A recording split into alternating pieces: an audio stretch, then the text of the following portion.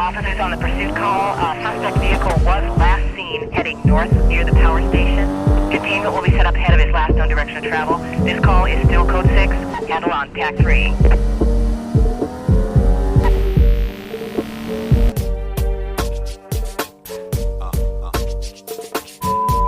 Alright guys, welcome back to another video. Not too sure what I'm going to title this one specifically, but we'll cross that bridge when we get there. So I've been doing, the last video you guys seen would have been the final reassembly of the engine and stuff, the drivetrain. So we're all good on that. As far as things that need to be done is I do need to do the fluids, fill up the radiator with coolant, put some oil in it, all that stuff. I did, last time I was here, test to see if it cranked, but I never tested to see if it started. So that's the first thing I'm going to do, is to see if it is able to turn over. I'm not going to let it run long without fluids though. So I'm going to test to see if it turns over, make sure there's no like weird noises or anything. Hopefully there's not. And then after that, I'll start doing the whole fluid process. Might have to go get some more, because this is pretty much all I have. I know this is halfway full of oil, and then this is all the coolant that I have, but these are different types and all that stuff. So yeah, power steering fluid should be fine. But yeah, so that's what I'm gonna do. I'm gonna go ahead and give it a jump, and we're gonna get this thing rolling.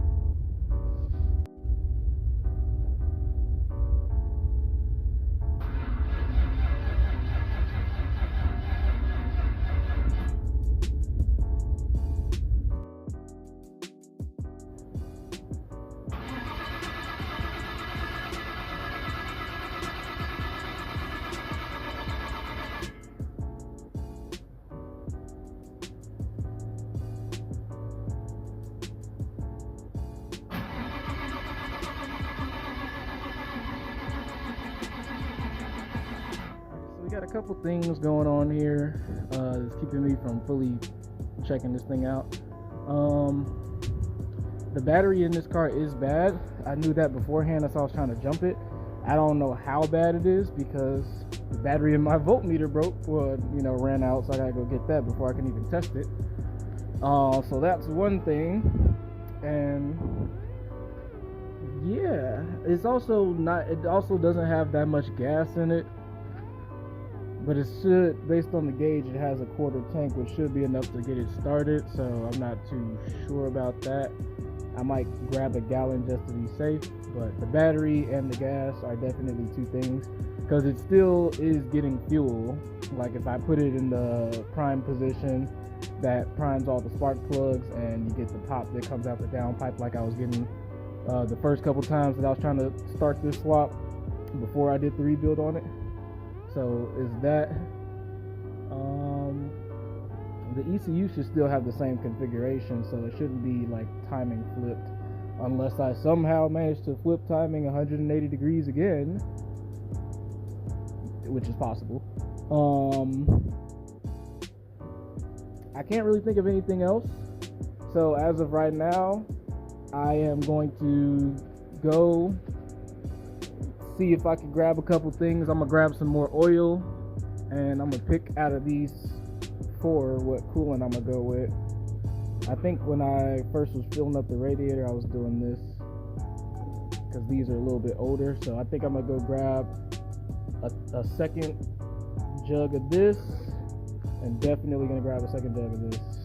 That's 10W40 Pennzoil, high mileage. Alright, cool. So oil, coolant, battery for the voltmeter, and we can retest and see what's going on. I was able to get the battery and test the battery back there. That battery is terrible. I'm gonna have to get a new battery. So I probably won't be getting it started today because I don't have the extra money right now to buy a battery. I just bought a battery for the Lexus yesterday, and I ain't trying to buy another one. I did get the fluids though, and so they didn't have the blue one over there, so I just got the AutoZone one for now. I'm gonna be flushing it a bunch anyway, and then I got another jug of this. So I'm gonna fill up these fluids, and we're gonna call it on this video for now. But I'm still working on the interior trim video, so no worries. That one will probably come out before the one where we get this thing started and check all the stuff.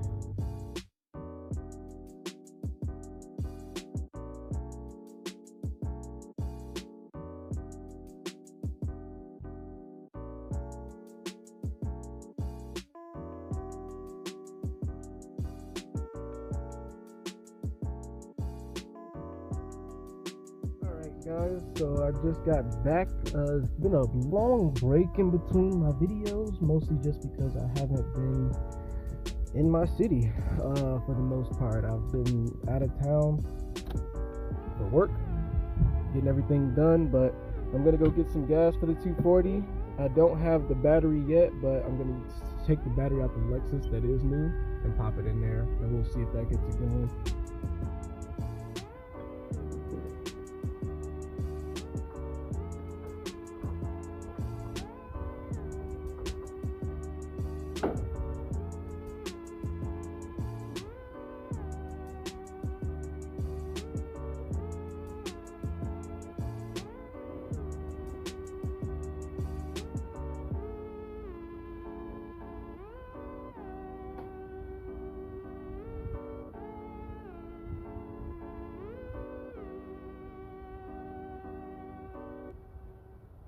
Alright, for comparison's sake, this is the battery out the Lexus that's new. This is the battery that was in the 240. So for the one that's in the 240, we can go ahead and just test it real quick with one hand.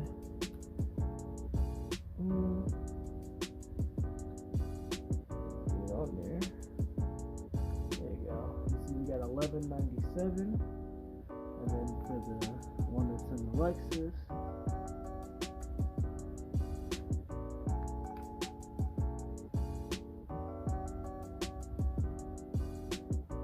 for some reason the one in the Lexus is not reading correctly.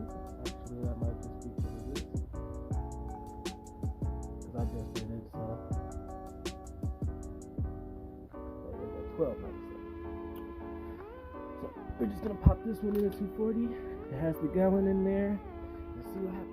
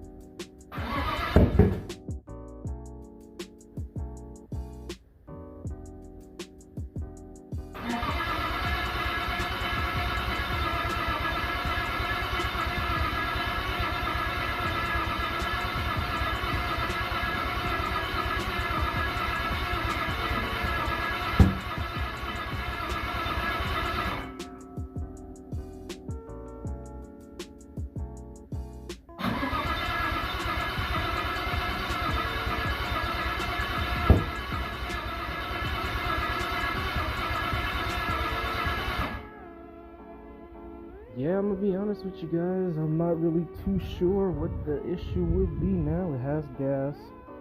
The gas gauge is probably a little weird because it didn't move at all, but it has gas in it. That was a known good battery. It has fluids in it, so, and everything else is the same from what it was previously. The only thing I can think of, because it's always been very long process of getting this thing to actually start. So as far as I'm concerned, we can have one or two things, and the first one will be if I somehow manage to flip timing again 180 degrees like the first time, and now it's just normal. That would probably do it. I honestly don't know how I flipped timing the first time, so I wouldn't be able to explain how I did it the second time. I mean, when I took it off and put it back together, I didn't rotate the engine, so everything should be on the same stroke as the ECU is programmed for. So it should still run, but that's one thing that it could possibly be, benefit of the doubt. The other thing that I'm thinking about is, I know it's not an ignition thing. I know that the injectors are good. I do smell fuel. So I know that fuel is circulating. I hear the pump priming and all that stuff. So the only other thing I could think about would be if the injectors are not firing, which would be a cam angle sensor thing. Cam angle sensor controls the injectors. And so if, I don't know, I'm gonna do a little research on it, but if it's not the ECU and the timing, then I'll probably just go get a cam angle sensor kit just to get this damn thing off of this engine, so that people can stop telling me it's cam angle sensor, and so they can stop possibly being the cam angle sensor. I mean, I've already replaced this. This is a different one from the original one. I replaced it with OEM unit, but I'll probably just get a standalone kit, but still have it like plug in and all that stuff just in case. I'm not sure, because I'm not really sure of too many other things that could cause this thing not to start, especially since it's been running before. I know it's capable of running, and so I don't know. But for now, I'm just gonna leave it at that. I'm gonna put the battery back in the Lexus. There's not too much of anything else that I could do here, outside of like try to, the coolant is good. Yeah, there's not too much of anything else I could do here until this thing gets started. So, guys, I'm back with a last ditch attempt after doing some research. Let me go ahead and get this flash off. But basically, one thing that I remembered / found out after talking to the guy that did the base map for the car is that once you unplug the cam angle sensor and all that stuff with the link ECU, you have to go back in the system and reset up the trigger, reset up the timing and all that stuff. So that is probably why mine is not turning over. So I brought my laptop today to go ahead and play with that.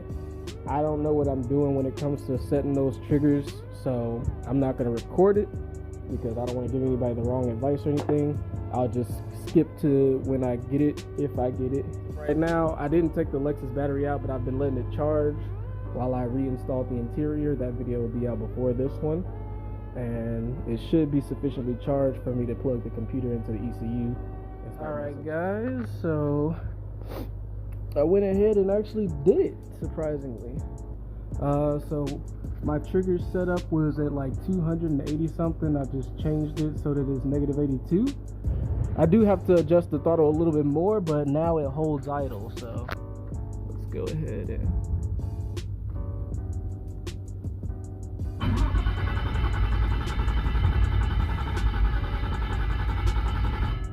it literally was just doing it. Oh my god. That's like your mom when you tell her you can't find the remote.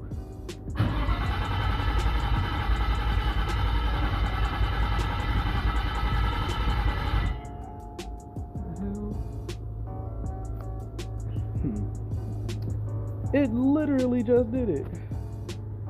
When I tell you guys it literally was starting and idling fine right before I hit record, nobody's gonna believe me.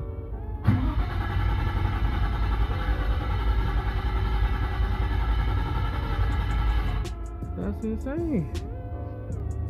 I just had it.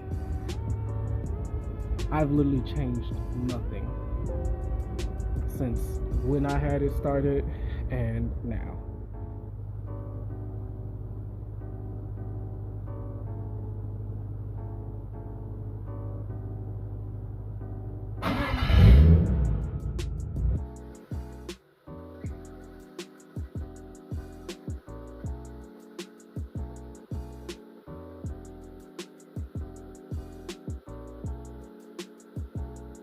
Now you guys don't think that I'm crazy. I guess what happened is the laptop had disconnected from the ECU. As soon as I connected it back, all the settings went back. It was good. It's currently idling just under 1500, if that's accurate. I'm gonna let it sit for a little bit. Definitely got some good oil pressure, so I know the oil pressure gauge is working. As for the O2 sensor, for some reason I'm not getting a reading on that one. I think it might just be running really rich, because that's probably how it is. It's not tuned, so I wouldn't be surprised. But it does sound pretty healthy. I'm not getting any weird anythings out of it. I'm gonna just let it run, let the oil and coolant and stuff like that cycle. Hopefully we can get it to get warm and then see what's going on. Alright guys, well that pretty much just sums it all up right there. There's still much to do, but we got it running and it's definitely capable of driving. We just got some stuff to tidy up. The next stuff on the list, whether it's important or not, I got a heat shield that I gotta put the rivets in for the hot side of the turbo. The intake air temperature sensor is not correct, but I'm gonna have the guys at Sound Performance fix that when they tune it. I don't think the throttle position sensor is reading, and not really sure how to fix that. And the coolant temperature sensor needs to be resealed. That's where the coolant's coming from.